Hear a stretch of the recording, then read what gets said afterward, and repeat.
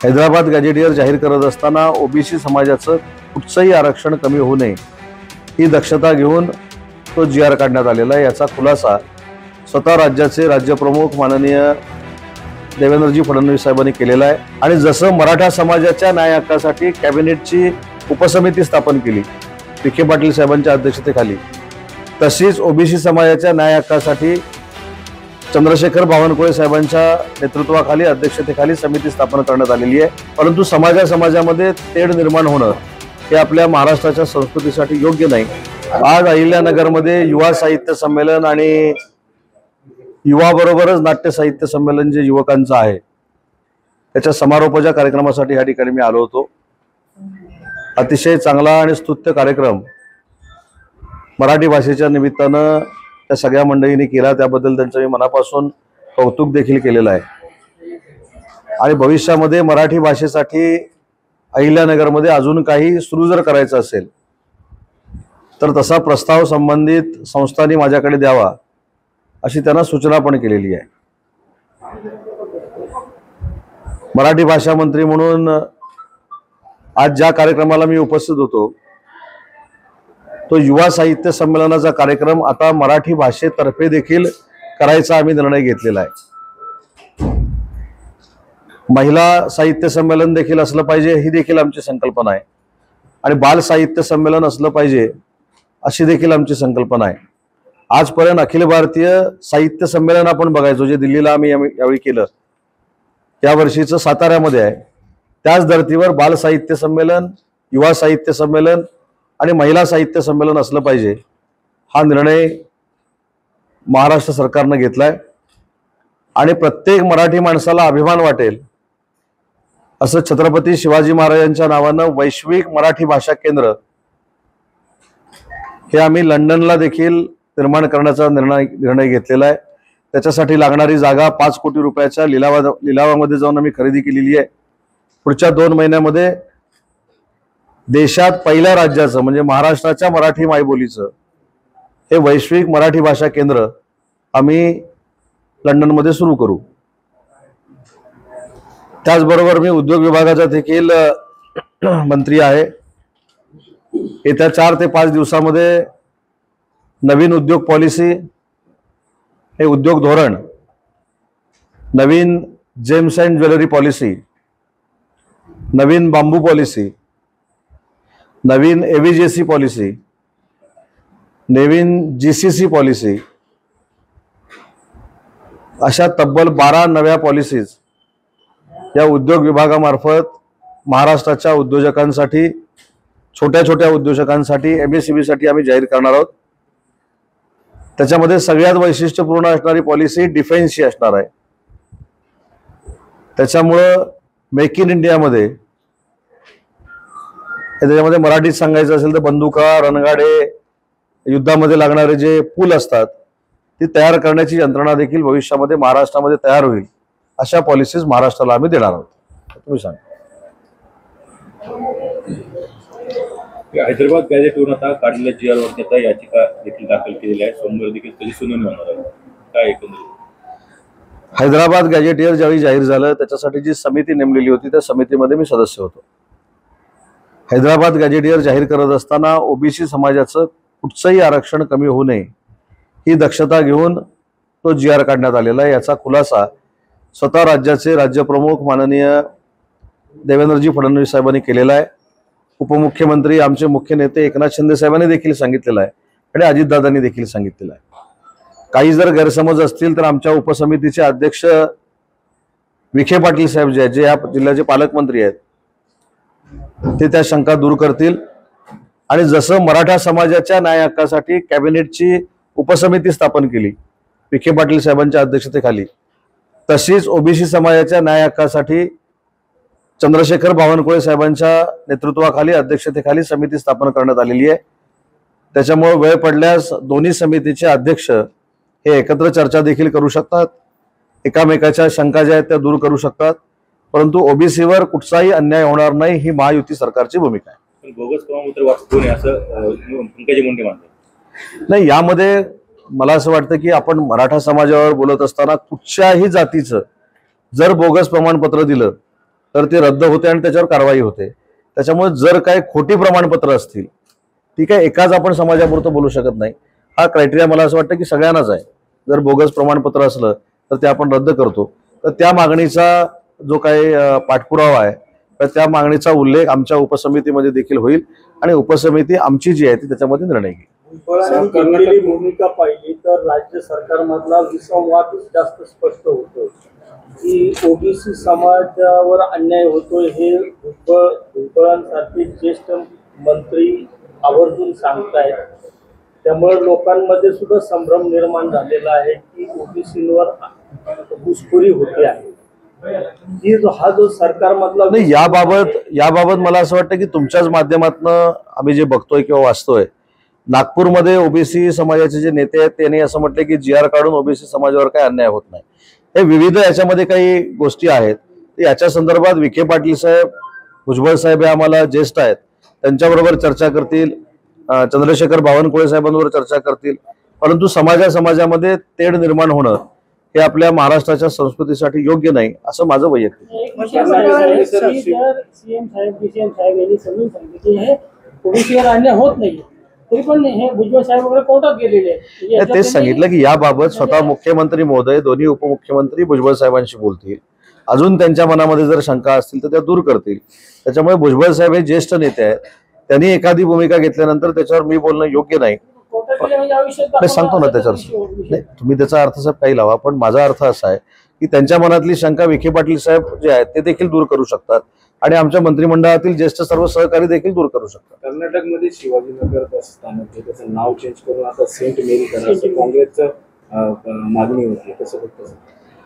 याच मुद्द्यावर मी आता युवा साहित्य संमेलनामध्ये माझं मनोगत व्यक्त करताना सांगितलं की एकीकडे मनसे मराठीच्या मुद्द्यावर बोलते म्हणून काँग्रेसनं त्याला पाठिंबा द्यायचा आणि जिथं काँग्रेसचं सरकार आहे तिथं छत्रपती शिवाजी महाराजांच्या नावानं सुरू असलेलं स्टेशन बंद करायचं, ही दुटप्पी भूमिका नुसती महाराष्ट्राच्या जनतेसमोर आली नाही काँग्रेसची, तर पूर्ण देशासमोर आली. आणि अशा काँग्रेस बरोबर युबीटी पांडीला मांडी लावून बसते, हे महाराष्ट्राचं दुर्दैव आहे. आपल्या सरकारने अनेक विकास कामे मंजूर केली, पण बहुतांश विकास कामाचा निधी ठप्प आहे. ठेकेदारांची बिले वेळेत देत नाहीत. त्यामुळं नगर शहरातील सुद्धा अनेक कामं संत गतीने सुरू आहेत. कामं ठप्प होण्याच्या मार्गावरती आहेत. याबाबत मागच्या कॅबिनेटमध्ये एक निर्णय झालाय. काही मला त्या डिपार्टमेंट माझ्याकडे नाही, पण काही बिलं काढण्याचा, निधी देण्याचा निर्णय झाला होता आणि ते निधी देखील गणपतीच्या तोंडाला दिलेला आहे असं मी ऐकलं आहे. मी खात्री म्हणून सांगत नाही, पण काही बिलं दिलेली आहेत. प्रश्न तेवढ्यापुरता मरत नाही. डीपीसीचा निधी नाहीये, आमदारांचा निधी नाहीये, म्हणजे सरकारची. पण असं अहमदनगरमध्ये काय मला माहित नाही, माझ्याकडे सांगतो ना साहेब. रत्नागिरीमध्ये मी डीपीसीचा अध्यक्ष आहे. रत्नागिरीमध्ये मी स्वतः 123 कोटी रुपये वाटलेले आहेत. मी स्वतः सिंधू रत्न योजना म्हणून जे आहे त्याचा मेंबर आहे, त्याचे 12-15 कोटी रुपये आम्ही वाटलेले आहेत. अनुसूचित जाती जमातीसाठी 34 कोटी रुपये जे डीपीसीला असतात ते देखील मी पालकमंत्री म्हणून वाटलेले आहेत. तर मला बाकी इथल्या डीपीसीचं माहिती बहिणीमुळे सरकार आर्थिक अडचणीत आहे सध्या. नाही, मी रत्नागिरी जिल्ह्यामध्ये हा निधी वाटप केलेला आहे. महाराष्ट्रामध्ये नाही, ओव्हरऑल म्हणजे मी रत्नागिरीमध्ये हा निधी वाटप केलेला आहे. नाही, रत्नागिरीमध्ये वाटप झाला म्हणजे सिंधुदुर्गात झाला पाहिजे, रायगडमध्ये झाला पाहिजे, नवी मुंबईमध्ये झाला पाहिजे, मुंबईमध्ये झाला पाहिजे, पुण्यामध्ये झाला पाहिजे, साताऱ्यामध्ये झाला पाहिजे. देण्यासाठीच हा वापरला जातोय, नवीन कामासाठी वापरला जातोय. मी तुमचा एक पहिला गैरसमज दूर करतो की डीपीसी मधले जे पैसे आहेत हे स्पिलओव्हर धरून आम्ही 1.5 मंजूर करतो. जी प्रथा आहे महाराष्ट्राची की स्पिलओव्हर आमचा जातो, 100तले 30 रुपये, 50 रुपये किंवा 70 रुपये जातात म्हणून 100च्या आम्ही 1.5 मंजूर करतो आणि त्याच्यातला स्पिलओव्हर देतो. ही प्रथा मला असं वाटतं की बाकीच्या जिल्ह्यांमध्ये आहे. मला आहे ना. तुम्ही आज शिर्डीवरून नगरमध्ये आहात, तर नगर हवेली रस्त्याबद्दल तुमचं काय मत आहे? मी त्याची नोंद घेतलेली आहे. मी यायच्या अगोदरच 2 तास आंदोलन झालं होतं. मी त्या आंदोलनात पुढे आलो नाही तर मी देखील रास्ता रोकोमध्ये अडकलो असतो. भावना जनतेच्या योग्य आहेत. आमच्या देखील पदाधिकाऱ्यांनी आता मला सांगितलं की याचा पाठपुरावा मंत्री म्हणून मी करणं गरजेचं आहे. तसं विखे पाटील साहेबांना सोबत घेऊन या संपूर्ण रस्त्याच्या बाबतीमधला पाठपुरावा नक्की करू आणि भविष्यामध्ये अहिल्यानगरवासियांना आंदोलन करावं लागणार नाही, ही महाराष्ट्र शासनाची भूमिका असेल. उत्खनन प्रकरणी आता आंदोलनकर्त्यांवरती, त्यात शिवसेनेच्या काही कार्यकर्त्यांवरती पोलिसांनी गुन्हा दाखल केला जवळपास 9 तारखेला. एक पहिली गोष्ट सांगतो की गंभीर स्वरूपाचे जर गुन्हे नसतील तर आंदोलनं आम्ही पण केलेली आहेत, आमच्यावरचे गुन्हे देखील अनेक वेळा मागे घेतलेले आहेत. जर गंभीर गुन्हे नसतील, त्याच्यामध्ये 5 लाखापेक्षा जास्त नुकसान झालेलं नसेल किंवा या सगळ्या गोष्टी तपास करून आम्ही नक्की मुख्यमंत्री मोदयांना सांगू की आंदोलनाचे गुन्हे मागे घ्या. त्याच्यामध्ये कुठच्याही कार्यकर्त्याला, सर्वपक्षीय कार्यकर्त्याला त्रास होणार नाही, ही आमची भूमिका असेल. कोरुड उत्खनन प्रकरणी अहवाल आलेला आहे. काय कोरुडचं जो उत्खनन झालं होतं त्याचा अहवाल आलेला आहे आणि कुठेतरी बेकायदेशीररित्या तो उत्खनन चालू होता असा अहवाल मुख्यमंत्र्यांना पाठवण्यात आला. कुठे इथं नाही, अजितदादांनी फोन केला होता नाही, त्या बाबतीमध्ये आपल्याला स्पष्ट मुख्यमंत्र्यांनी घेतलेली भूमिका माहिती आहे. त्याचा अहवाल त्यांच्याकडे आल्यानंतर त्या अहवालात काय आहे त्यांनाच माहिती असतं. तो अहवाल जर मला कळला तर मी त्याचं उत्तर देईन. अहवालामध्ये एक विषय आहे शेतकऱ्यांच्या प्रश्नावर शरद पवार आणि त्यांचे राष्ट्रवादीचे आहेत तर ते आक्रोश मोर्चा काढणार आहे नाशिक. आक्रोश मोर्चा काढणार आहेत. आता आंदोलनं करणं हा लोकशाहीतला एक भाग आहे ना, परंतु नुसता आक्रोश मोर्चा काढून ते शेतकऱ्यांना पटवू शकतील का हे सगळं, हे असं मला वाटत नाही. कारण त्यांनी हे विधानसभेच्या अगोदर प्रयोग करून बघितलेले आहेत, पण ते असफल ठरलेले आहेत. आता स्थानिक स्वराज्य संस्था आल्या म्हणून कदाचित हे मोर्चे असतील, काय आंदोलन असेल. बघा, माझं उत्तर त्यानेच दिलं. आज आरक्षण पण बहुतेक जिल्हा परिषदेची जाहीर झाली. अध्यक्ष नगरमध्ये भाजप आणि राष्ट्रवादी मध्ये युती होती आणि शिवसेना बाजूला राहील अशा चर्चा आहे. आमची भूमिका महायुतीनं निवडणुका लढायची आहे. आम्ही त्या संदर्भामध्ये विखे पाटील साहेबांची चर्चा करू, देवेंद्रजींबरोबर चर्चा करू, माजी खासदार साहेबांशी आम्ही चर्चा करू आणि त्याच्यातनं योग्य ते निर्णय करू. प्रत्येक पक्षाला प्रत्येकाचा पक्ष वाढवण्याचा अधिकार आहे, तसा आम्ही देखील पक्ष वाढवतोय आणि आम्ही देखील पक्ष वाढवण्यामध्ये यशस्वी होऊ, एवढंच मला सांगायचं. भाजप आणि राष्ट्रवादीची भूमिका अशी आहे की आपण युतीत लढायचं आणि शिवसेनेला बनवायचं. नाही, आता मला सांगा की मला पदाधिकाऱ्यांना खुश करण्यासाठी मी पत्रकार परिषदेमध्ये सांगितलं की आम्ही पण एकतर्फी लढू, युती न करता लढू, पण मला ते अधिकार आहेत का? ह्याच्यातच सगळं आलं. तरी देखील मी राज्य समन्वय समितीचा सदस्य आहे शिवसेनेमार्फत. जे मला कळलेलं नाही ते इथल्या नेत्यांना कसं कळलं मला माहित नाही. म्हणजे जे कोण घोषणा करतात त्यांना माझी भूमिका अशी आहे की जर असं कोण बोलत असेल तर याचे सगळे अधिकार भाजपातनं देवेंद्रजी फडणवीस, आमच्या शिवसेनेतनं आमचे मुख्य नेते एकनाथ शिंदे साहेब आणि राष्ट्रवादी काँग्रेस पक्षातनं अजितदादा आहेत, ते निर्णय घेतील. स्थानिक लेवलवर त्याच्यावर ते निर्णय घेतील ना, स्थानिक पातळीवर काय करायचं. मुंबईमध्ये दोन्ही ठाकरे बंधू एकत्र येत आहेत. आता ते जवळपास स्पष्ट झालेलं आहे. हे महायुतीला हा एक प्रकारे धक्का आहे. पूर्वी राज ठाकरे हे भाजप बरोबर होते, आता याच्या साहेब धक्का आम्हाला नाही, धक्का युबीटीच्या पदाधिकाऱ्यांना आहे. ज्या मनसेनं टाळी पुढे केली होती त्यांना मनसेला टाळी दिली गेली नाही. स्वातंत्र्यवीर सावरकरांचा अपमान केल्यानंतर काँग्रेसला कोण काय बोललं नाही.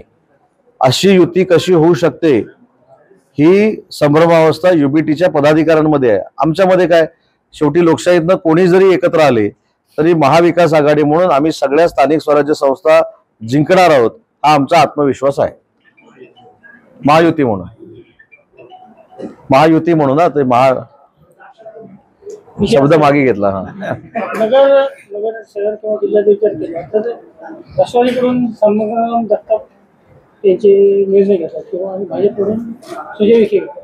तसेच शिंदे सेनेकडून असा कोण चेहरा नाही आहे की जो स्थानिक लेवलला.